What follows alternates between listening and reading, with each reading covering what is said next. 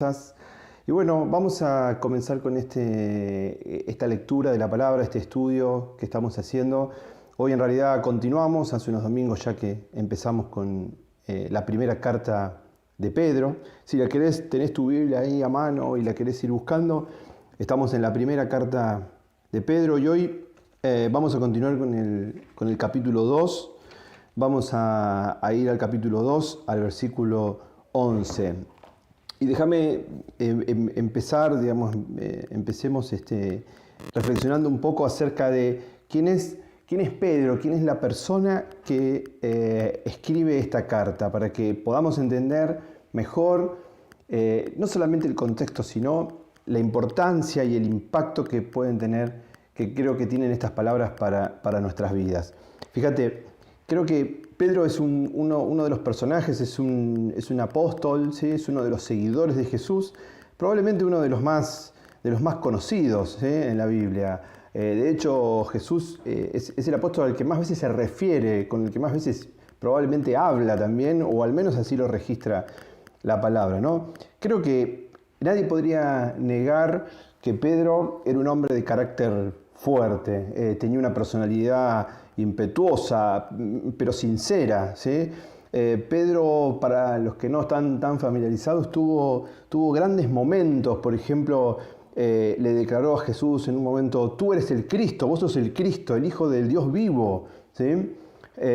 Tuvo esa declaración fuerte, e incluso Jesús le respondió y le dijo eso: bienaventurado Pedro. Se habrá hinchado Pedro en ese momento por las palabras de su maestro. Pero este es el mismo Pedro que también tuvo momentos de mucha debilidad, ¿sí? Como este es el apóstol que negó conocer a su maestro hasta 3 veces la noche en la que Jesús era arrestado y torturado. Pedro fue además el único discípulo, ¿sí?, de todos sus seguidores que se atrevió incluso a reprender a su maestro, a Jesús. En Mateo, en el libro de Mateo, el capítulo 16, el 22-23, se puede encontrar esa historia. Pedro, con buena intención, no quería que a Jesús le pasara nada y fue hasta capaz de decirle, con todo su carácter y su impronta, qué era lo que él tenía que hacer. Sin duda era impulsivo y reaccionaba como cualquiera de nosotros probablemente reaccionaría ante una injusticia, ante algo que es injusto. A veces estas intervenciones lo que dejaban ver en realidad era una incomprensión de lo que el maestro quería enseñarles. Pedro inicialmente no comprendía, seguramente, el amor sin medida de Dios y cómo esto se traducía en un perdón sin límites para todos los seres humanos. Perdonar hasta 7 veces a alguien que te hace daño, creo yo que sería, según la lógica humana, toda una proeza, un rasgo de gran generosidad. ¿Te imaginas perdonar 7 veces a alguien que te hace algo malo?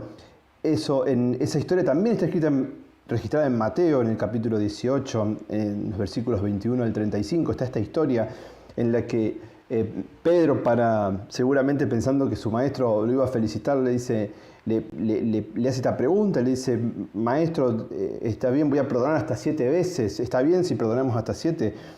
Qué sorpresas habrá llevado, ¿no? Porque Jesús lo desafió personalmente hasta perdonar hasta 70 veces 7, es decir, siempre tenés que perdonar.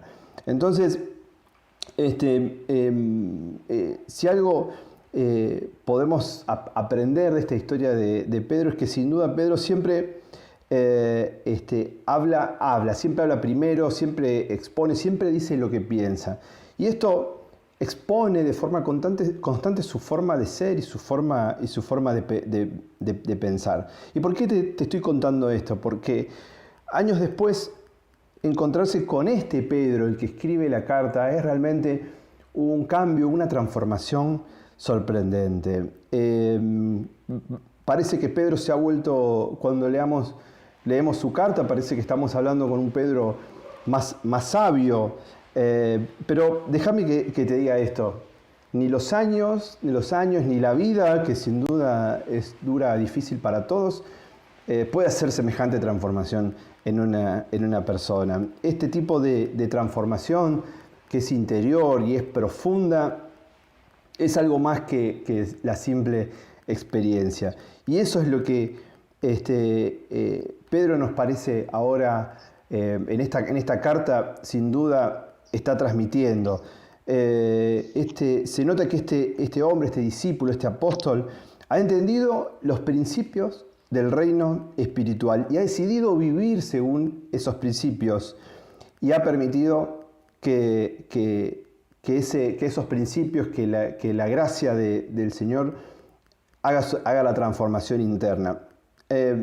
Así que ahora es necesario que Pedro escriba esta carta a un grupo de creyentes, es una iglesia que está dispersa y está perseguida en aquella época. Esto para que entendamos el contexto, y está perdiendo la motivación, tiene dudas, ¿sí? Se les presentan, estos creyentes están teniendo dudas por los problemas, por las pruebas que tienen.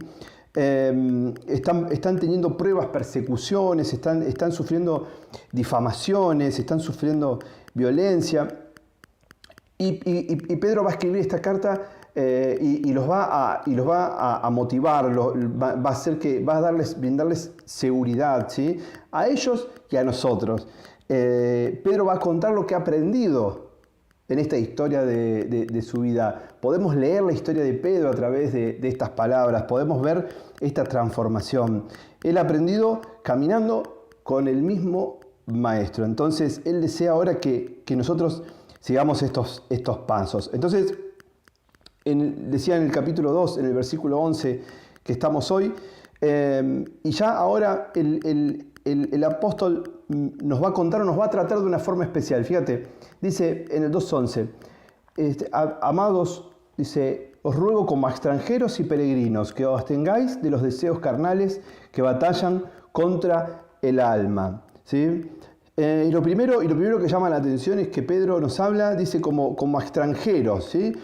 Hay algo que tenemos que entender una vez que hemos decidido, hemos permitido que Cristo viva con nosotros y hemos decidido seguirlo. Y es que esto es como si hemos pedido otra nacionalidad, ¿sí? Hemos pedido otra nacionalidad, estamos esperando, pertenecemos a un reino diferente ahora y no podemos pretender disfrutar de los beneficios de esta tierra transitoria. No podemos estar en los dos lugares a la vez. Cuando Pedro se refiere a esto de ser extranjeros, de ser peregrinos, entender de que estamos de paso en este lugar. Estamos de paso y con un propósito, con una misión, ¿sí? Pero vamos a otro lado, vamos a otra tierra, a otro país, a otro reino. Entonces, esto es lo primero para entender dónde estamos, cómo estamos parados nosotros, ¿sí? Entonces, y dice después, se refiere a algo como a los deseos carnales. Y esto, ustedes pueden pensar que a lo mejor se está refiriendo, está hablando de sexo, pero en realidad no es solamente eso. Se refiere a todos los placeres que tiene el mundo para ofrecer. Placeres que a la larga te ablandan, te acomodás, te alejan, te terminan alejando de Dios y de sus propósitos. En cambio, lo que quiere Pedro y lo que hace Pedro te invita a vivir una vida digna. Dice después en el 12, manteniendo digna vuestra manera de vivir entre los gentiles, dice, para que los que murmuran de vosotros como los malhechores glorifiquen a Dios en los días de la visitación a causa de vuestras buenas obras. Así que nos invita, decía Pedro en sus palabras, ¿no? Nos invita a vivir una vida digna. Pero, ¿qué significa esto? ¿Digna de quién? ¿Vivir una vida digna de quién? Bueno, Pedro lo va a empezar a explicar de esta manera como leímos recién. Primero, responder a las falsas acusaciones con conducta. Eso es lo que Pedro está explicando acá, ¿no? Dice que aparentemente, por lo que sabemos de la historia, ¿no? Estos cristianos a los cuales Pedro le hablaba eran acusados falsamente, se los trataba de ladrones, se los trataba seguramente esto es una secta, se los trataba de chantas, de las peores cosas que vos te puedas imaginar. Y Pedro dice, de alguna forma es como si nos dijera, no no pierdas el tiempo preocupándote por esto, ni limpiando tu nombre con discursos o con una reacción que va a ser inútil.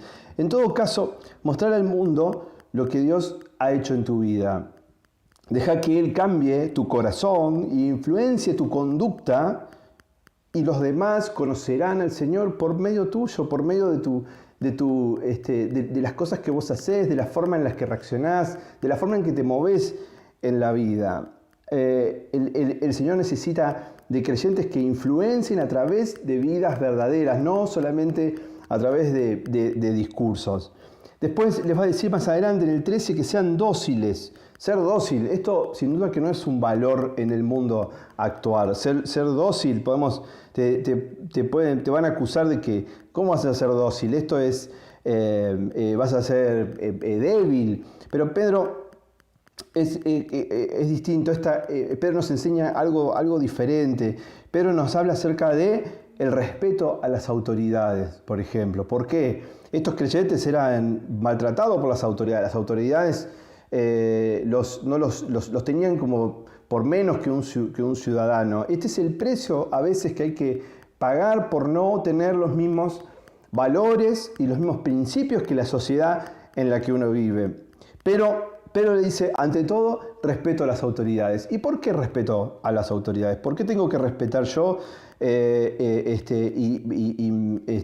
Si las autoridades a veces deciden cosas que yo creo que no son correctas o no son las justas. Porque, para empezar, la Biblia nos enseña que los gobiernos tienen solamente el poder que Dios les ha dado. Esto lo explica Pablo, por ejemplo, en Romanos 13:1. Y esta es la voluntad de Dios, ¿sí? Esto es lo que Pedro nos explica. La voluntad de Dios es que esté el gobierno que esté y que Él nos ha hecho libres, ¿sí? Pero no libres para hacer cualquier cosa. Somos libres ahora de cualquier autoridad humana, pero somos libres para servir a nuestro Señor. Entonces, ahora, imagínate otro tipo de situaciones. Imagínate el peor jefe que puedas tener. Dice en el versículo 18, dice ahora que los criados sean dóciles con todo temor a los amos, no solo a los buenos y apacibles, sino también a los ásperos. En aquella época hablaba Pedro y se refería ahí en ese texto que estamos leyendo, ¿no? Habla de criados, de siervos. ¿Por qué? Porque estamos hablando de esclavos, ¿sí? La mayoría o muchos de estos creyentes de aquella época, el trabajo que tenían era un trabajo esclavo, ¿sí? Entonces, a lo mejor eso es un poco diferente a lo nuestro. Nosotros no estamos bajo un sistema esclavista. Estos hombres y mujeres que eran esclavos no podían cambiar de trabajo. No se podían simplemente decir, bueno, mi jefe es malo, me voy a otro trabajo. Entonces ellos tenían que quedarse en ese lugar y sufrían mucho. Entonces, sin duda, ellos no tienen las mismas opciones que a lo mejor que tenemos hoy. Hoy nosotros no estamos obligados, podemos superarnos, podemos estudiar, podemos avanzar y mejorar.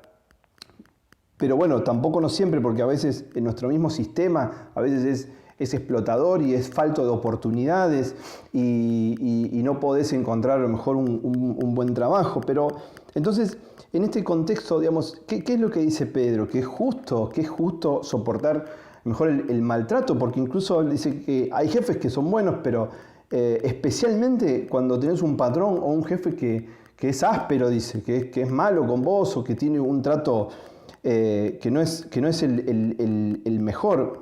No, esto no se trata de que vos tengas que soportarlo todo o que tengas que pasar o que tengas que sufrir por el sufrimiento en sí mismo. No, esto se trata de cuál va a ser tu reacción ante una situación de injusticia en la vida, ¿sí? Porque eso es lo que estamos viendo con estos temas, eso es lo que Pedro nos está contando ante las autoridades, que puede ser el gobierno, que puede ser el jefe de tu trabajo. ¿Cómo vas a reaccionar? ¿Cómo va a ser tu comportamiento? A veces recibimos un castigo, puede ser, no sé, una suspensión, un descuento de nuestro pago, esto puede ser por un error, puede ser por una negligencia, o incluso puede ser que hayas tenido alguna acción deshonesta y a causa de eso tengas un castigo. Bueno, ahí a veces podemos aceptarlo, decimos, bueno, hice mal y me la aguanto, pero ¿qué pasa cuando cuando no hiciste nada malo? ¿Qué pasa cuando no hiciste nada malo y la situación es injusta y sos acusado injustamente, por ejemplo? Entonces, ahí la cosa es distinta, ¿no? Porque la pregunta es, ¿estamos dispuestos a confiar en Dios en ese momento y pensar y asumir que Él tiene un propósito para esa prueba? ¿Te preguntaste si esa prueba, si ese momento incómodo o de agresividad no tendrá un propósito superior? ¿Sí? No tendrá un propósito, si estás ahí en ese momento por alguna razón. ¿Hay alguna razón para soportar, para no reaccionar y soportar este sufrimiento, sobre todo cuando consideramos que es inmerecido? Mirá lo que dice Pedro a partir del 21. Hay algo de que se trata todo esto, que es la imitación de Cristo, y que es el por qué. ¿Para qué fuimos llamados? ¿Para qué fuimos llamados? Y lee bien esto, fíjate lo que dice, mirá, porque para esto fuisteis llamados, dice Pedro. Pues también Cristo padeció por vosotros, dejándoles ejemplo para que sigan sus pisadas, ¿sí? El cual no hizo pecado ni fue hallado engaño en su boca. La imitación de Cristo, ¿no? Quiero que estas palabras te queden bien claras hoy. Fuimos llamados a seguir sus pasos, ¿sí? A seguir sus pasos, a imitarlo de la forma más parecida posible. ¿Y cómo fue su conducta? Jesús no fue hallado en él ningún tipo de maldad, no fue hallado ningún pecado, no fue hallado ninguna falta, no fue hallado engaño en él. Y así todo él no replicó con insultos cuando era insultado, no amenazó cuando padecía, se sometió a las autoridades terrenales, ¿sí? Sin dejar de reconocer la autoridad del Padre. En cambio, Él sufrió por nuestros pecados, ¿sí? Y subió nuestros pecados y las cosas malas nuestras a un madero, y ahí murió por nosotros. Y todo esto para que nosotros podamos vivir una vida en libertad, una vida para la justicia, una vida digna para Él y no para los demás. Dice Pedro y sigue diciendo que éramos como ovejas extraviadas y ahora fuimos encontrados. Hemos sido devueltos al pastor y al que cuida de nuestras almas. Eso lo dice en el versículo 25. Y así es como, entonces, como Pedro nos presenta nuestra misión en la vida. Nuestra misión en la vida, nuestro propósito en la vida, no es necesariamente, aunque Dios quiere que nosotros seamos dichosos, seamos felices, seamos bienaventurados. No siempre la vida, no estamos acá para vivir una vida confortable o para pasarla bien. Estamos acá con una misión, con un propósito, y a través de esta conducta es que podemos mostrarle a los demás, a la sociedad, podemos sorprender a quienes nos rodean con este cambio, con esta transformación interna en nuestra persona. Incluso a partir del capítulo 3, ahora Pedro va a tener palabras para esposas y para esposos, ¿sí? Y es súper interesante esta parte, porque siempre que cuando leemos este tipo de textos en la Biblia, muchas veces parece que se tratara de un pensamiento machista, ¿sí? Porque, por ejemplo, dice, bueno, las esposas, ser dóciles a vuestros propios maridos.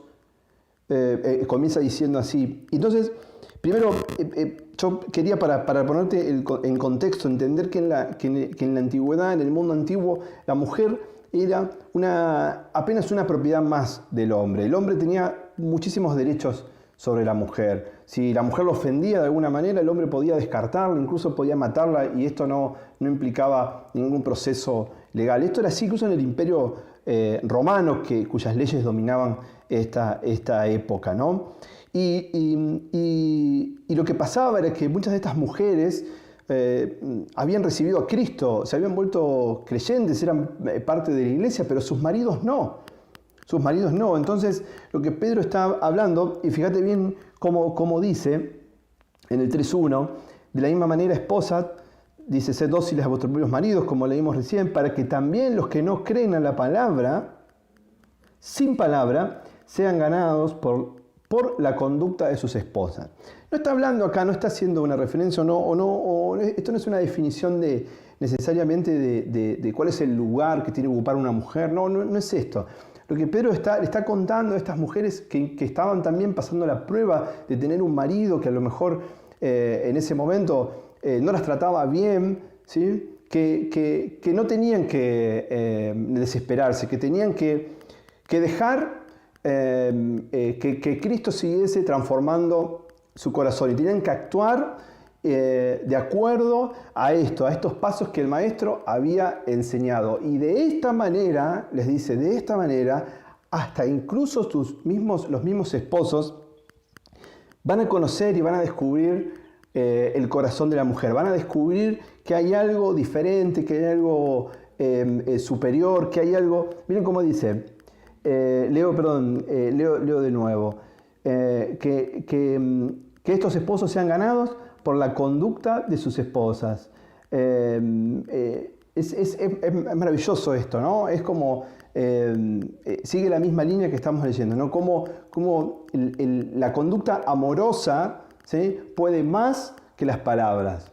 Y fíjate que después sigue, porque después va a tener también palabras para los esposos, y les dice en el versículo 7, de igual manera los esposos convivid con comprensión, mostrando honor a la esposa como a vaso más frágil y como a coherederas de la gracia de la vida.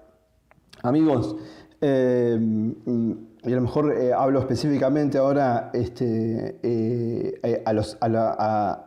los varones. Estas palabras son muy específicas, no dejan lugar a dudas. Honor a tu esposa, como vaso más frágil y como coheredera, ¿sí? Como coheredera, es tu hermana en la heredad de Cristo, ¿sí? Para que no quede dudas respecto a la importancia que tiene tu esposa en tu vida.